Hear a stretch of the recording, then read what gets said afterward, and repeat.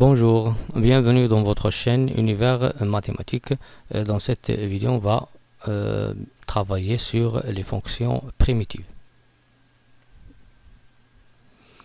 Donc, on veut déterminer la fonction primitive grand F de la fonction petit f, telle que grand F de 1 égale à moins 1 quart. Bien, on va prendre la fonction f. Cette fonction, c'est une fonction rationnelle. Et on sait que toute fonction continue sur un domaine, il admet des fonctions primitives sur ce domaine. Donc f, c'est une fonction rationnelle qui est définie sur l'ensemble R étoile. Puisqu'il est continu sur R étoile, puisque c'est une fonction rationnelle, parce que toute fonction rationnelle, elle est continue sur son domaine de définition. Puisqu'il est continu, alors il admet des fonctions primitives. Donc premièrement, on va déterminer toutes les fonctions primitives de la fonction petit f. Premièrement, on va écrire ce rapport-là comme somme de 4 rapports. C'est-à-dire, si j'ai A plus B, le tout sur C, je peux l'écrire sous la forme A sur C plus B sur C. Donc ici, je vais diviser tous les termes du haut par x carré. Et je vais trouver 3x à la puissance 5 sur x carré, moins 2 à la puissance x3 sur x carré, plus x carré sur x carré, moins 6 sur x carré.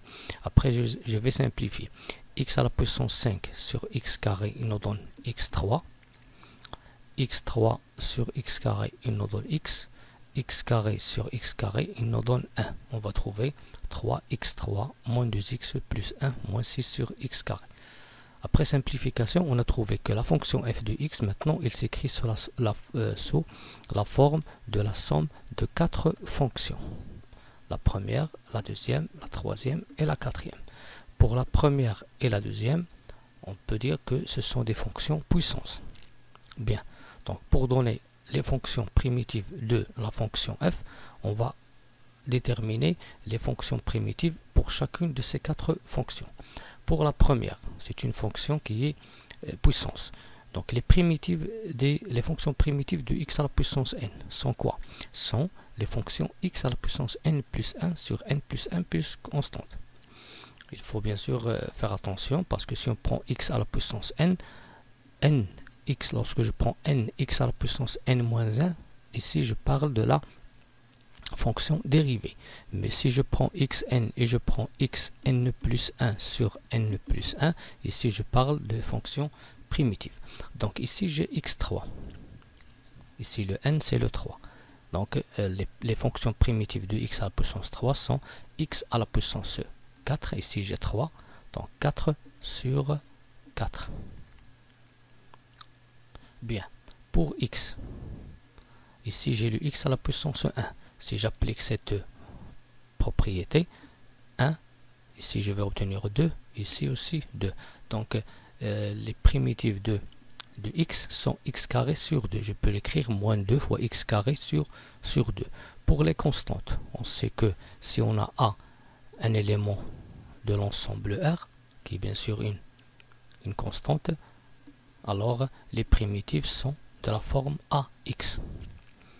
Donc pour 1, les primitives de 1 sont x.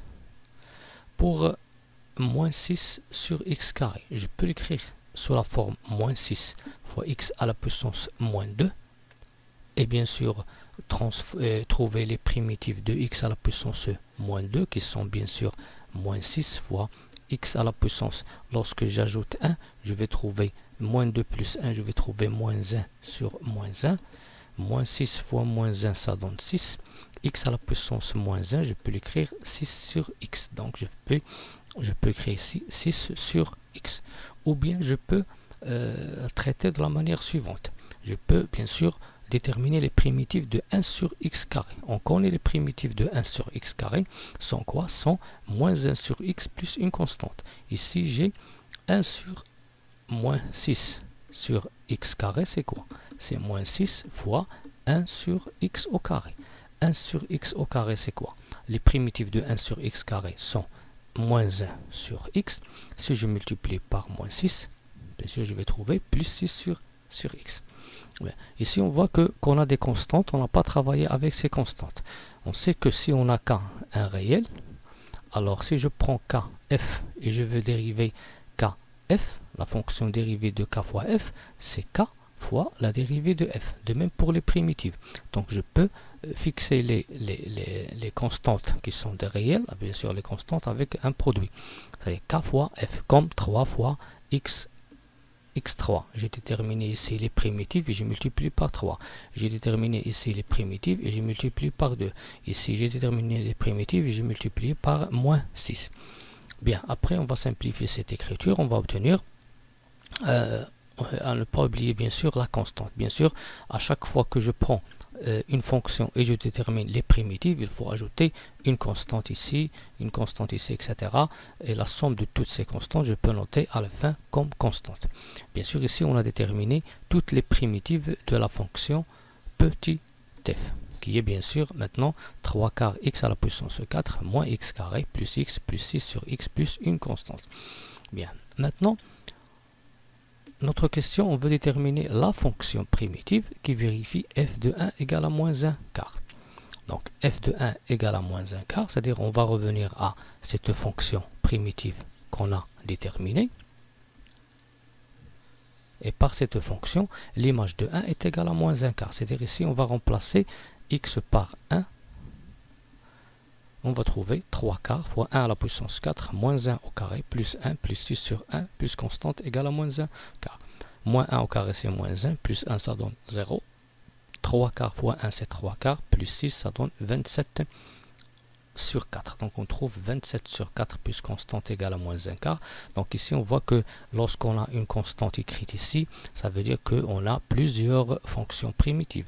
Et pour déterminer la fonction primitive, il faut bien sûr trouver la valeur de cette constante. Et maintenant on va déterminer la valeur de cette constante pour déterminer bien sûr la fonction primitive. Bien, on va déplacer 27 sur 4, on trouve que la constante est égale à moins 1 quart moins 27 sur 4, c'est-à-dire que la constante est égale à moins 28 sur 4 qui est égale à moins 7. Donc la valeur de la constante est égale à moins 7, pour l'image f de 1 est égale à moins 1 quart, et par suite la fonction primitive grand F de la fonction petit f qui vérifie f de 1 égale à moins 1 quart et 3 quarts x à la puissance 4 moins x carré plus x plus 6 sur x moins 7. Merci.